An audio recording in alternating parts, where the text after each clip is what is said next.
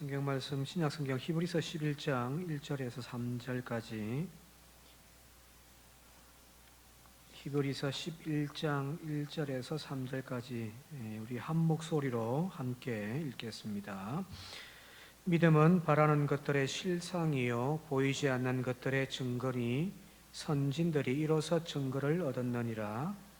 믿음으로 모든 세계가 하나님의 말씀으로 지어진 줄을 우리가 아나니 보이는 것은 나타난 것으로 말미암아 된 것이 아니니라. 아멘. 시간 우리 우리가 흔히 쓰는 말의 표현 중에 믿는 사람이라는 표현을 많이 쓰잖아요, 그죠? 이 말은 마치 교회에 출석하는 사람들의 대명사처럼 여겨집니다. 그래서 믿는 사람, 안 믿는 사람 우리가 이렇게 구별하잖아요. 그래서 믿는 사람은 교회 다니는 사람이라고 우리가 생각을 합니다만 사실 이 믿음이라는 것이 꼭 기독교인들만의 것이 아니잖아요. 우리가 이제 조금 믿음하면은 다 기독교인들의 것이냐 우리가 생각합니다만은 이 믿음이라는 것은 기독교인뿐만 아니라 모든 사람들이 다 공유하고 있는 것들입니다. 그런데 단지 하나 틀린 것이 있다면 그 믿음의 대상이 틀린 거죠. 불교 신자들은 붓다를 믿죠. 그죠? 붓다를 믿는단 말이에요. 이슬람은요. 이슬람은 알라 신을 믿고요. 그죠? 나는 이것도 저것도 다 싫다 하는 사람은 오직 자신을 믿는다 라고 하는 사람도 있잖아요. 그죠? 이 사람에게도 믿음은 있단 말이에요. 자, 이 말은 그리스도인은 그 믿음의 대상이 누군지를 정확하게 알아야 우리의 믿음도 분명하다는 거예요. 구약의 유대인들이, 이스라엘 백성들이 하나님을 믿는다라고 하나님 백성들이라고 그들이 생각을 했지만 주님 눈에 볼 때에는 그들이 하나님을 믿는다고 하지만 그들의 믿음의 대상은 오히려 그 가나안 땅에 있는 풍속적인 신들 바알이나 아세라를 섬기고 있더란 말이에요. 그들은 자기 스스로들이 잘 믿는다라고 생각을 했지만 하나님이 노라고 이야기를 한단 말이에요. 왜요? 그 믿음의 대상을 잘못 짚어버린 거죠. 그죠? 오늘 우리가 여기 읽었던 히브리서 11장 이 믿음의 장은 바로 이 믿음의 본질이 무엇인가를 찾기 위해서 우리에게 던져주는 하나님의 가르침인데 우리의 믿음이 올바른가 바르지 못한가를 바로 알기 위해서는 뭘 해야 되면 우리가 섬기고 있는 우리가 믿고 있는 그 하나님에 대해서 우리가 바로 알고 있는지가 중요하다는 사실이에요. 그냥 엉뚱한 곳 섬기면서 내가 하나님 믿는다라고 이야기를 하면 안 되잖아요. 그죠? 믿음이란 무엇인가에 대해서 이야기할 때 가장 중요한 것이 뭐냐면은 바로 우리의 믿음의 대상이 무엇인가를 바로 알아야 된다는 거예요. 자, 우리가 믿고 섬기는 하나님의 특징 중에 한 가지가 무엇이냐면은 바로 그것은 보이지 않는 신이라는 거예요. 보이지 않는 신입니다. 인간은 언제나 보이는 것을 신뢰합니다. 보이는 것을 믿으려고 한단 말이에요. 그래서 보이는 것에 가치를 두잖아요. 그죠? 눈에 보이는 외모로 상대방을 평가합니다. 지금 두 사람이 그 사진이 저에게 탁 와가지고 이제 맞선을 보려고 하는데 두 사람의 사진이 탁 왔어요. 하나는 우리 김선아 집사님처럼 이쁘고 하나는 우리 집사람처럼 얼굴이 엉망인 못생긴 얼굴이 하나 탁 왔단 말이에요. 저는 이 사진만 가지고 두 사람을 골라서 이제 만나야 된다면은 누굴 고를까요? 저는 집사람밖에 없습니다. 이미 우리의 판단 속에 그죠? 보이는 것에 초점이 되어가지고 이쁜 것 고르려고 하잖아요. 그죠? 가지지 못한 사람보다 더 많이 가진 사람을 우리는 높게 평가를 하죠. 티코 타고 오는 교인보다 제네시스 타고 오는 교인, 벤츠 타고 오는 교인, 그 사람을 더 높게 여긴단 말이에요. 이런 속성을 그들은 우리의 신앙에도 믿음에도 투영해서 뭐 하냐면은 믿음의 영역에서도 보이는 것을 우리는 섬기려고 하는 경향들이 많습니다.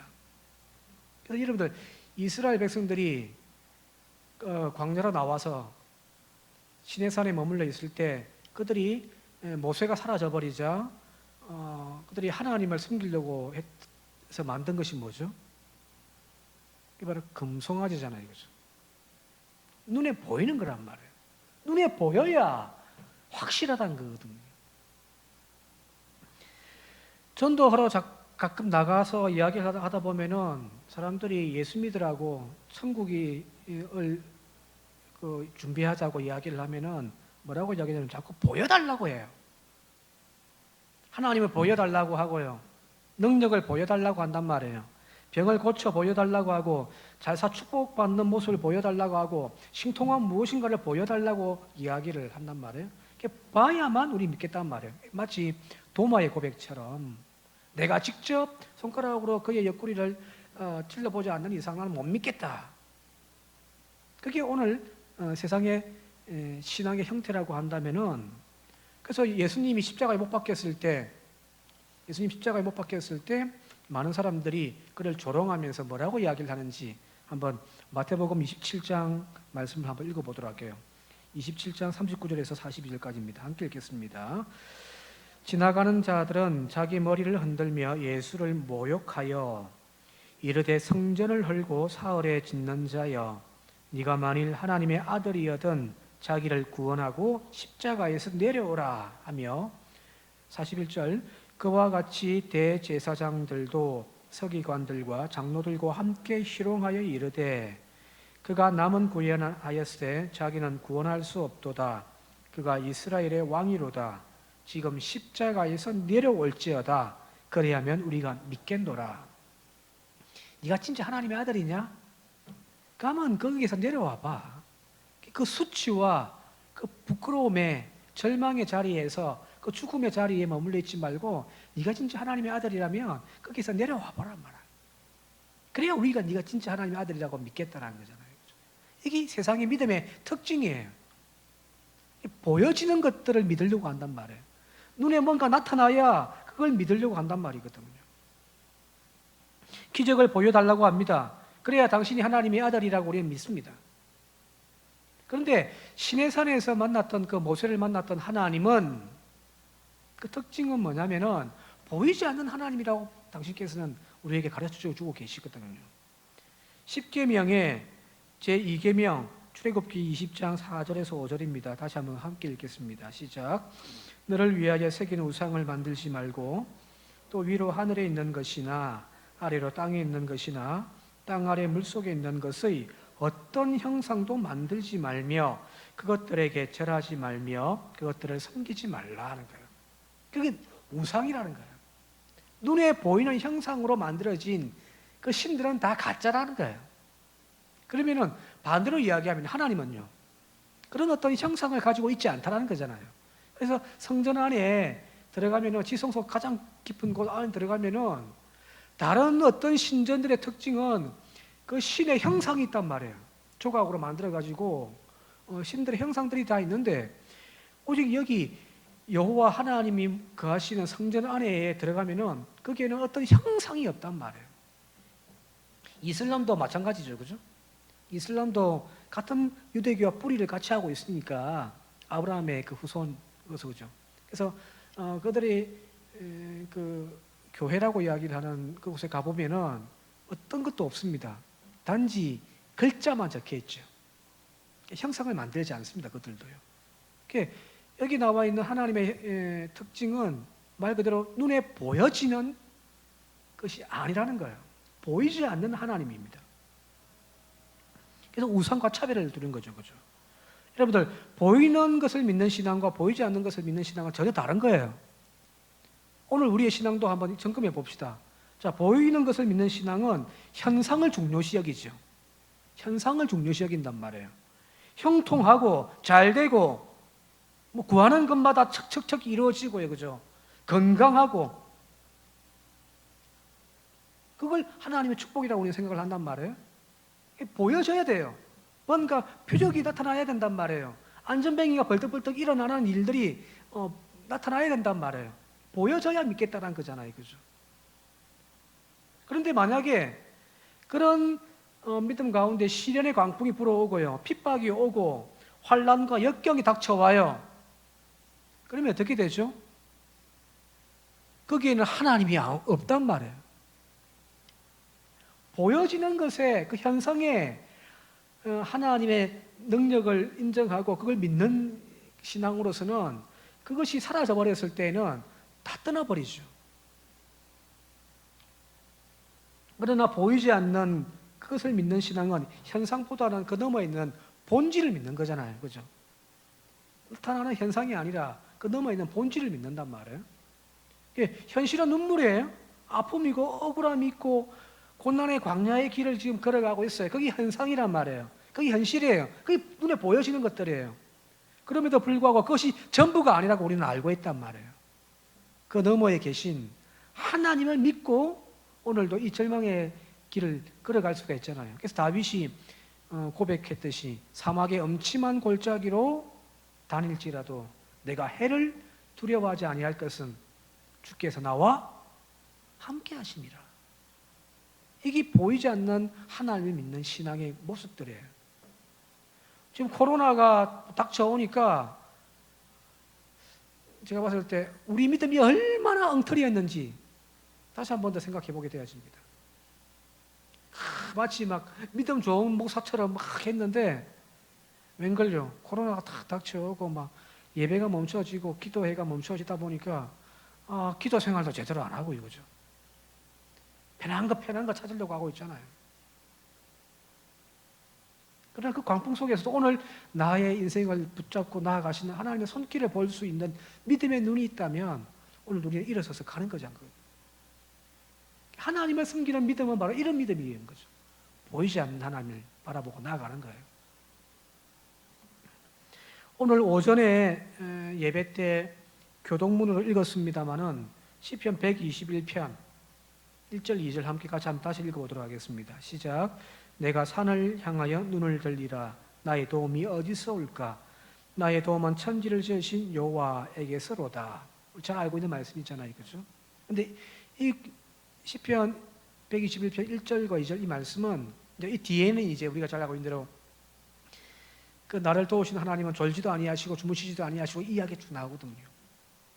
여기 1절과 2절은 내 믿음의 고백이잖아요, 그죠? 근데 1절과 2절을 읽을 때 어떻게 읽어야 되냐면은 이걸 연결해서 읽으면 안 돼요. 같은 어떤 의미로 연결시키는 구절이 아니란 말이에요. 만약에 연결시킨다면은 이런 의미가 될 거예요. 나의 도움이 어디서 오는지 눈을 들어 산을 보았다. 그런데 나의 도움이 천지를 지으신 하나님에게로서로다. 이렇게 될 거예요, 그죠? 그죠? 근데 이 구절은 반대의 의미예요. 1절과 2절이 연결되는 것이 아니라, 자, 1절과 2절은 다른 구절인데 이걸 연결해서 읽으면 이렇게 되는 거예요. 제가 풀어서 한번 읽어볼게요.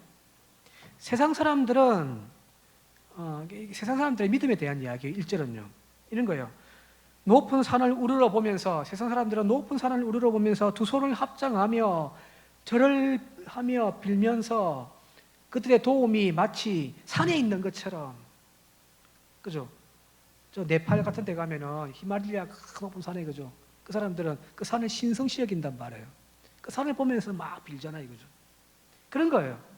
그런 사람들이 있더라는 거예요. 또 어떤 사람들은 장엄하게 떠오르는 붉은 태양을 바라보면서 거기에 확 넙죽 절을 하고 막 또 빌면서 경배하더라는 거예요. 마치 그 태양에게서 자신이 도움이 오는 것처럼 태양신을 섬기는 민족들이겠죠, 그죠? 그래서 나도 눈을 들어서 산을 한번 봤단 말이에요. 나도 저 태양을, 그들이 빌고 있는 태양을 나도 봤단 말이에요. 그런데 나의 도움이 거기서 오는 것이 아니더라는 거예요. 2절에 아니다. 나의 도움은, 참된 도움은 산도 해도 달도 어떤 우주 만물도 아닌 오직 인간들이 만들어 놓은 그 우상들이 아니야. 나의 참된 도움은 이 우주 만물을 창조하신 그리고 다스리시는 창조주 하나님에게 온다. 이 고백이에요. 1절은 세상 사람들, 그러니까 보이는 것을 믿는 사람들, 산을 경배하고 태양을 경배하고 나무를 경배하는 그 사람들의 이야기라면은 이제는 아니야. 나의 도움은 이 모든 것을 창조하신 하나님에게 있어라고 고백하는 거예요. 이게 그 너머에 있는 거죠. 오늘 우리의 신앙은 그 너머에 있는 하나님을 섬기는 거죠. 오늘 우리도 무언가 손에 붙잡혀야만 하나님 믿겠다라고 하는 믿음 생각을 해서는 안 되죠. 내 삶이 잘 되어지고 네가 기도하는 대로 내 자녀들이 사업이 잘 되고 형통한 소식들이 늘 들려와야만 믿어야 되는 하나님이 아니란 말이에요. 광야에서도 나의 등 뒤에서 오늘도 구름 기둥으로 불 기둥으로 인도해 가신 하나님, 형통한 자리에서도 나에게 복 주시는 그 하나님, 형상에 넘어 있는 그 하나님을 섬기는 것이 바로 우리의 믿음의 대상입니다. 그것이 11장에 나와 있는 믿음의 정의예요. 오늘 저와 여러분들이 바로 이런 믿음의 경주를 하는 저와 여러분들이 되시길 바랍니다. 지금의 이 코로나 광풍에도 우리 믿음이 이렇게 흔들리는데 더 큰 광풍이 우리들 가운데 몰려오면 어떻게 될까요? 이 하나님에 대한 분명한 믿음의 고백이 없는 사람들은 우수수 다 떨어져요. 요한계시록에 나와 있는 이야기가 그거잖아요. 마지막 때 되면은 엄청난 환난과 핍박이 힘으로 쳐올 건데 이 믿음의 뿌리가 정확하지 못하면은, 그러니까 세상에 그것도 보이는 것들의 믿음의 뿌리를 내리고 있으면 다 나가 떨어지는 거예요. 오늘 우리의 믿음의 대상이 정확하게 보이지 않는 그 하나님에게까지 뿌리를 내리는 저와 여러분들이 되시길 바랍니다. 적어도 산정교 교회들은 그 정도는 돼야 될 거 아니에요, 그죠? 자, 두 번째 1절 말씀을 함께 다시 한번 읽어볼게요. 오늘 1절 말씀입니다. 시작. 믿음은 바라는 것들의 실상이요 보이지 않는 것들의 증거니. 그죠? 여기 보이지 않는 것들의 증거니. 전에 요 근래 이제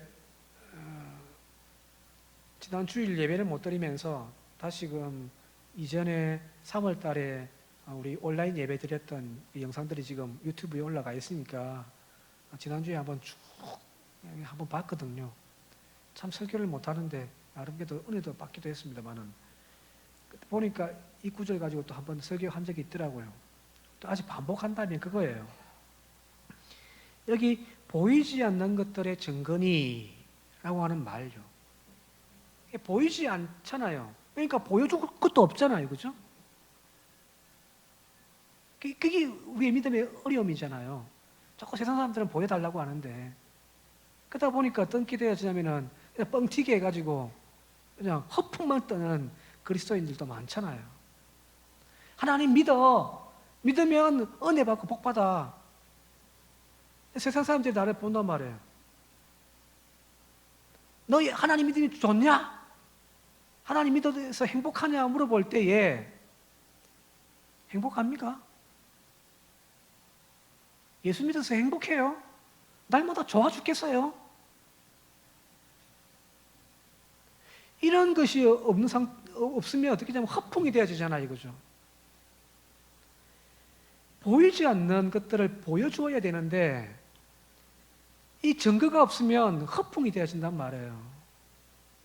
우리가 그동안 얼마나 허풍 떨면서 신앙생활을 많이 했냐는 거거든요.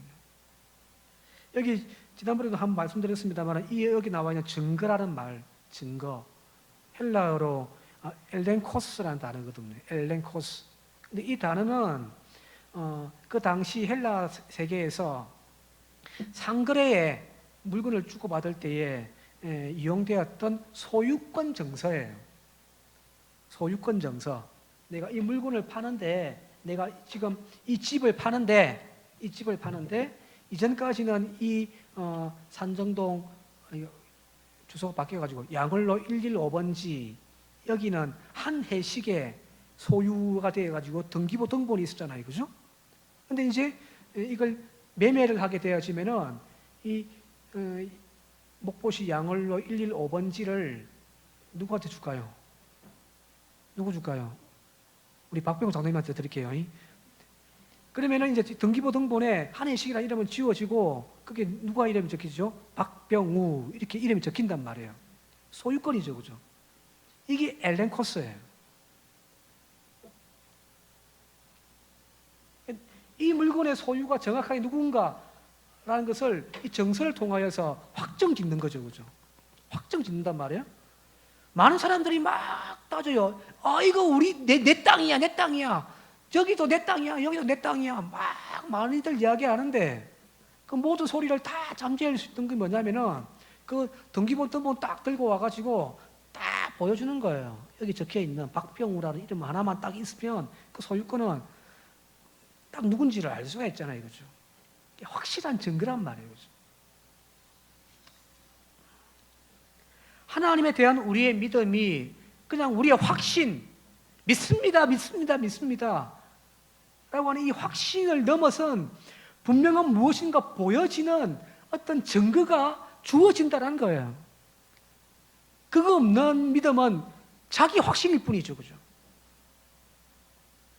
오늘날 우리가 믿음이라고 이야기하는 것들 중에서도 이 자기 확신들이 너무 넘쳐나요.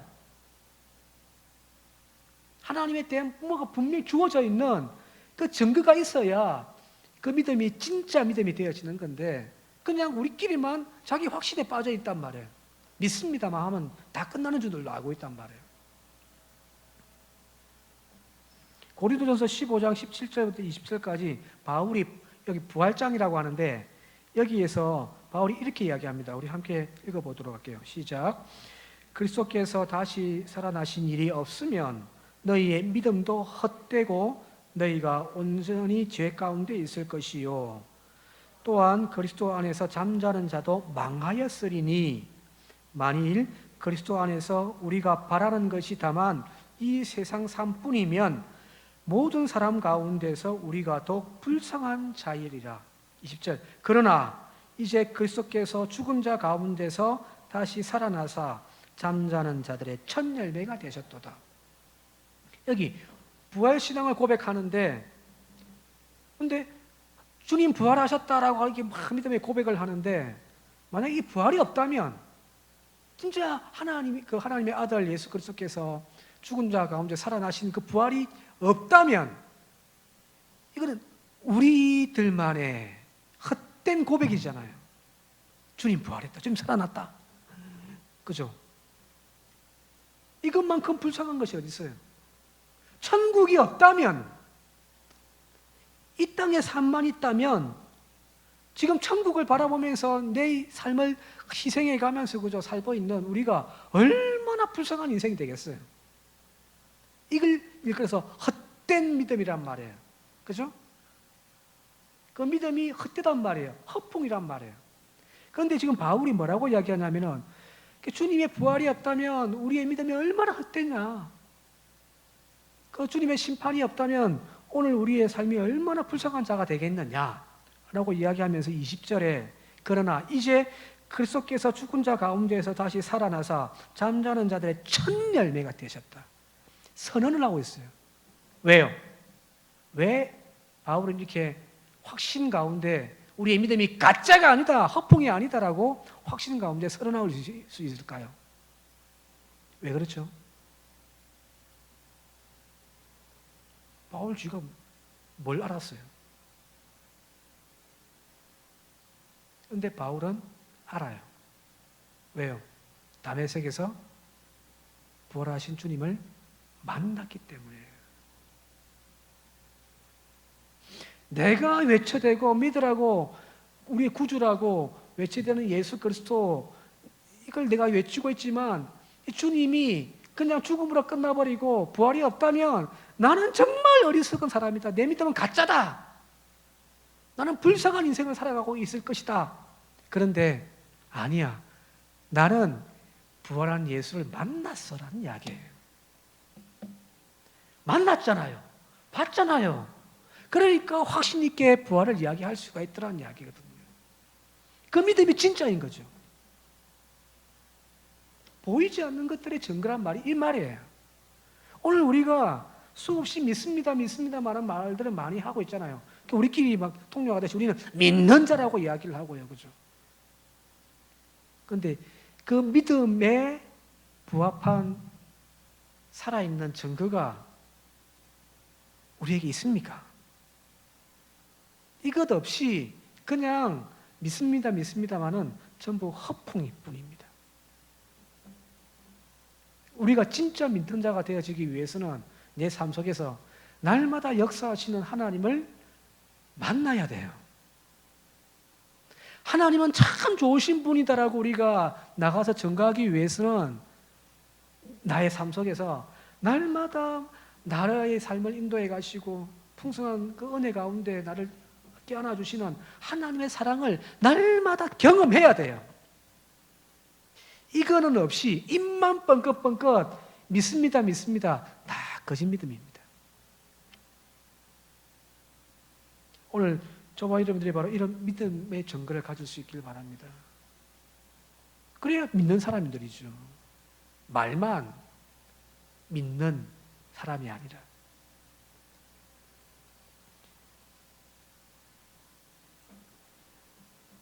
믿음은 바로 이런 사람들의 것입니다. 주님의 표현처럼 지금은 알곡과 가라지가 다 섞여 있단 말이에요. 그죠? 겉으로 볼 때는 이게 뭐가 알곡인지 뭐가 가라지인지 구별이 안 가요. 다르게 표현하면 진짜 믿음과 가짜 믿음이 다 섞여 있단 말이거든요. 근데 마지막 추수 때가 되어지면은 그 안에 그 가득 내용물로 차져 있는 알곡은 바람에 겨에게 탈곡할 때에 아래로 툭툭툭 떨어져서 창고에 들어가지만 그 안에 내용이 아무것도 없는 껍데기는 바람에 날아가 버리는 거죠. 그래서 주님은 그걸 인정하지 않습니다. 그건 믿음이 아니야. 오늘 여기 있는 우리 모두는 진짜 알맹이 있는 믿음의 소유자가 되어져서 마지막 믿음의 추수 때 다 하나님의 천국의 창고에 채워지는 그런 은혜가 있기를 주님의 이름으로 축원드립니다.